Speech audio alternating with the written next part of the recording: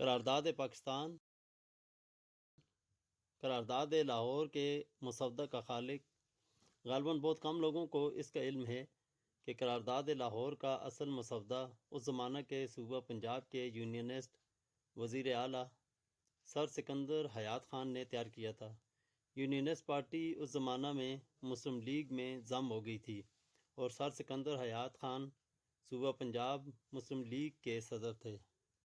سر سکندر حیات خان نے قرارداد کے اصل مسودہ میں برصغیر میں ایک مرکزی حکومت کی بنیاد پر عملی طور پر کنفیڈریشن کی تجویز پیش کی تھی، لیکن جب اس مسودہ پر مسلم لیگ کی سبجیکٹ کمیٹی میں غور کیا گیا تو قائد اعظم محمد علی جناح نے خود اس مسودہ میں واحد مرکزی حکومت کا ذکر یکسر کاٹ دیا۔ سر سکندر حیات خان اس بات پر سخت ناراض تھے اور انہوں نے 11 مارچ 1941 کو پنجاب کی اسمبلی میں صاف صاف کہا تھا کہ ان کا پاکستان کا نظریہ جناح صاحب کے نظریہ سے بنیادی طور پر مختلف ہے۔ ان کا کہنا تھا کہ وہ ہندوستان میں ایک طرف ہندو راج اور دوسری طرف مسلم راج کی بنیاد پر تقسیم کے سخت خلاف ہیں، اور وہ ایسی بقول ان کے تباہ کن تقسیم کا ڈٹ کر مقابلہ کریں گے، مگر ایسا نہ ہوا۔ سر سکندر حیات خان دوسرے سال 1942 میں 50 سال کی عمر میں انتقال کر گئے۔ یوں پنجاب میں محمد علی جناح کو شدید مخالفت کے اٹھتے ہوئے حصار سے نجات مل گئی۔ 1946 کے دلی کنونشن میں پاکستان کے مطالبہ کی قرارداد حسین شہید سہروردی نے پیش کی اور یو پی کے مسلم لیگی رہنما چودھری خلیق الزمان نے اس کی تائید کی تھی۔ قرارداد لاہور پیش کرنے والے مولوی فضل الحق اس کنونشن میں شریک نہیں ہوئے کیونکہ انہیں 1941 میں مسلم لیگ سے خارج کر دیا گیا تھا۔ دلی کنونشن میں بنگال کے رہنما ابو الہاشم نے اس قرارداد کی پرزور مخالفت کی اور یہ دلیل پیش کی کہ یہ قرارداد لاہور کی قرارداد سے بالکل مختلف ہے جو مسلم لیگ کے آئین کا حصہ ہے۔ ان کا کہنا تھا کہ قرارداد لاہور میں واضح طور پر دو مملکتوں کے قیام کا مطالبہ کیا گیا تھا، لہذا دلی کنونشن کو مسلم لیگ کی اس بنیادی قرارداد میں ترمیم کا قطعی کوئی اختیار نہیں۔ ابو الہاشم کے مطابق قائد اعظم نے اسی کنونشن میں اور بعد میں بمبئی میں ایک ملاقات میں یہ وضاحت کی تھی کہ اس وقت چونکہ برصغیر میں دو الگ الگ دستور ساز اسمبلیوں کے قیام کی بات ہو رہی ہے، لہذا دلی کنونشن کی قرارداد میں ایک مملکت کا ذکر کیا گیا ہے۔ البتہ اس وقت جب پاکستان کی دستور ساز اسمبلی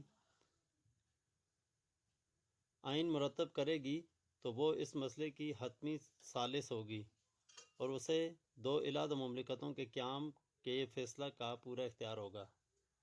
لیکن پاکستان کی دستور ساز اسمبلی نے نہ تو قائد اعظم کی زندگی میں اور نہ اس وقت جب سن 1956 میں ملک کا پہلا آئین منظور ہو رہا تھا برصغیر میں مسلمانوں کی دو آزاد اور خود مختار مملکتوں کے قیام پر غور کیا۔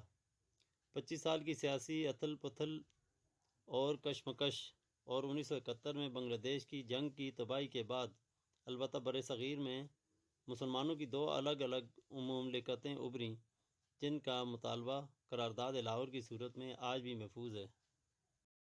قرارداد لاہور میں ترمیم۔ پہلی بار پاکستان کے مطالبے کے لیے علاقوں کی نشاندہی 7 اپریل 1946 دلی کی 3 روزہ کنونشن میں کی گئی، جس میں مرکزی اور صوبائی اسمبلیوں کے مسلم لیگی اراکین نے شرکت کی تھی۔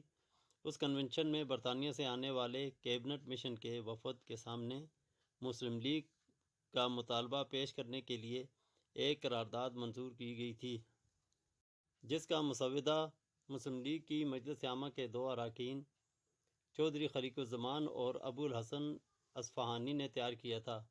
اس قرارداد میں واضح طور پر پاکستان میں شامل کیے جانے والے علاقوں کی نشاندہی کی گئی تھی۔